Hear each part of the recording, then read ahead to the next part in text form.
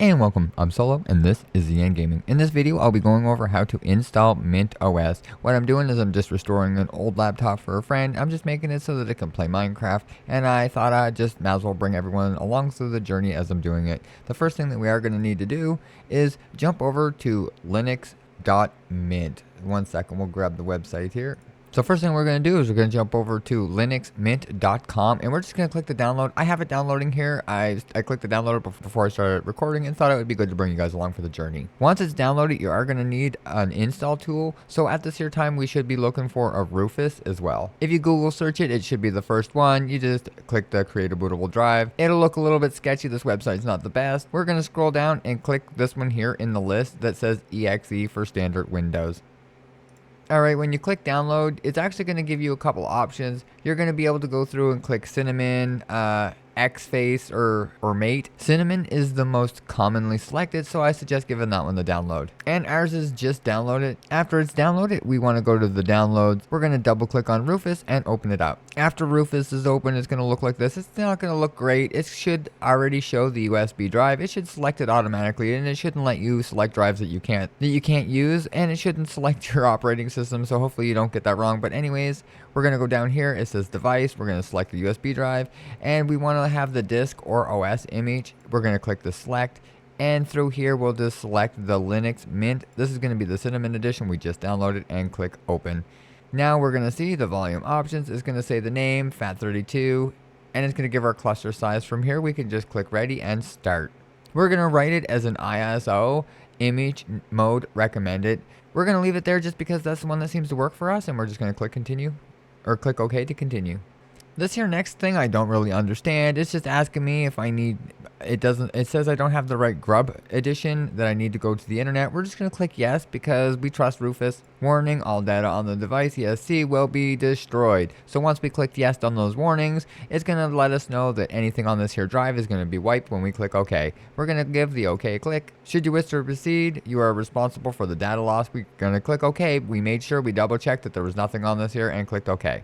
This should only take a few minutes to install this here file, and then it will be ready for us to plug it right in. Alright, once it's all done, all we're going to need to do is close this here, take the USB drive out, and plug it into our computer, and while we do that, we'll switch over to the camera. It's taking a lot longer to shut down than I first thought. Maybe grab a cup of coffee and remind yourself why you don't use hard drives. In the BIOS, I know it's a little hard to see. You'll have to go down to boot sequence, and you will have to change the USB drive to the very top, and maybe take a quick look at these here settings. You might not want the legacy. You might want to change it over to UEFI, depending on your use case. Alright, so you heard the boss. Chat said I'd be better off to change it to UEFI for Mint OS because it has better startup times, and that's just something to take into account when you're doing this here. So we'll change that as well.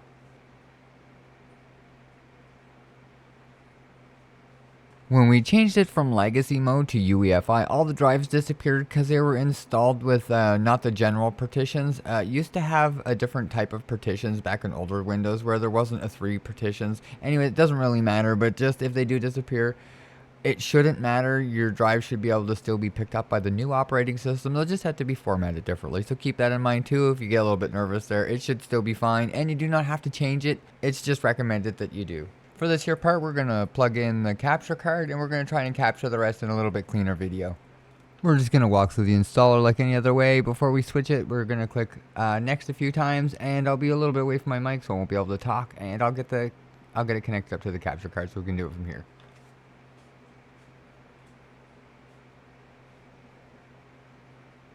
Alright, once it's loaded up, we're just loaded into a live environment. This isn't actually installed yet, and we're going to have to just go over here to where it says the install Linux Mint and just give it a double click. This is just going to load up and bring you through an installer just like any other program on Windows or something, like if you're used to that. And we're just going to go through the installer step by step. We're going to select our language as English. Our keyboard layout is going to be US, but pick whatever one that is suited for you best. We're going to install the multimedia codecs because we think we're going to need this here for some of the things we're going to be viewing on YouTube, and click continue.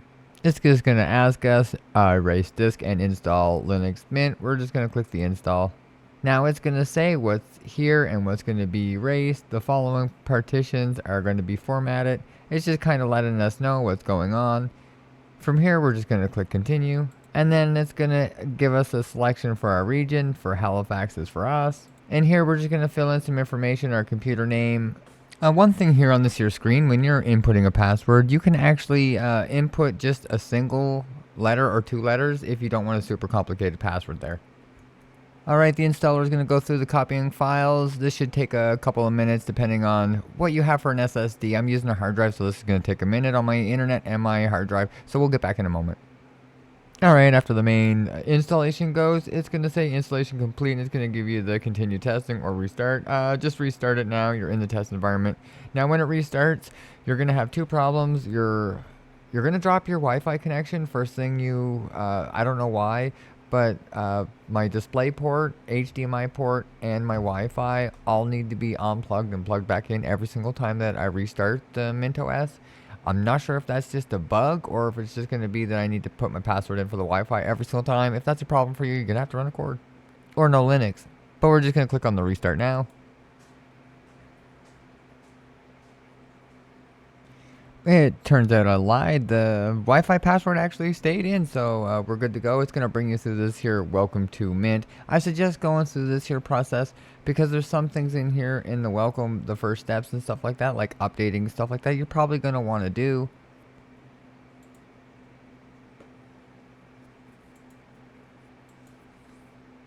We just clicked on the update manager and we're going to click OK.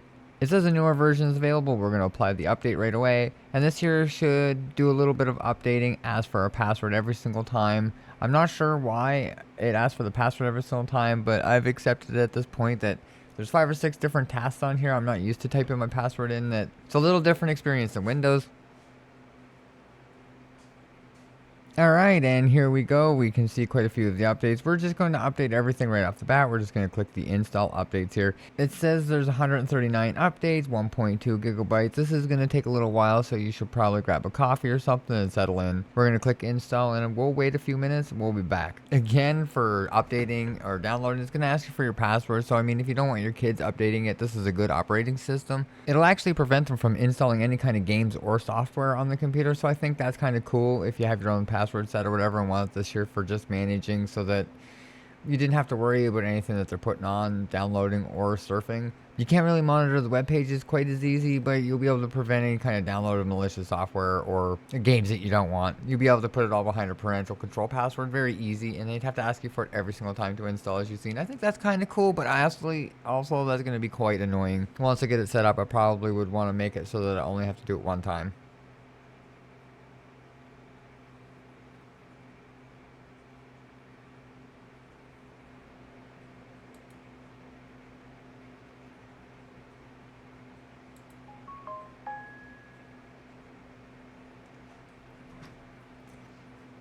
After we do the updates, there is going to be a restart that's needed, and I just want to go through the first steps first. There's a few things I just want to mention in here. The system snapshots is something I suggest having on if you happen to have a hard drive. This is super cool because it'll definitely save everything you need. Your device manager will just let you see what recommended any additional drivers for your computer, so you can launch these things. I did the update manager, but there's a software manager as well. If you're happen to look for games or anything else, it would be all in here in the system settings. So take your time and look through these. This is a fairly responsive working desktop, and it kind of feels a little bit like Windows. You can just right click and see the settings. Now it's a little bit basic, but I find that's okay for me. It comes pre-installed with Firefox on it, so you can just launch it. And as you can see, everything seems to be working fine. I went into YouTube just to make sure that the things were going to be working. I downloaded the multimedia plugin, but you never know. But there you go. You'll have your Facebook. You'll be able to do anything in browser that you would normally do. And you have a pretty clean desktop from here. It'd just be whether you want to play games or not. But that's it for this one here. I just wanted to go over a simple install of MintOS. I do plan on installing a bunch of different games and programs, so if you're interested in checking that out, definitely get subscribed so you don't miss it. But that's everything for this one here. If you think I forgot or left something out, definitely leave it in the comments below. And if you like or found this video helpful, hit the thumbs up and get subscribed for more content. Thanks for watching. Bye!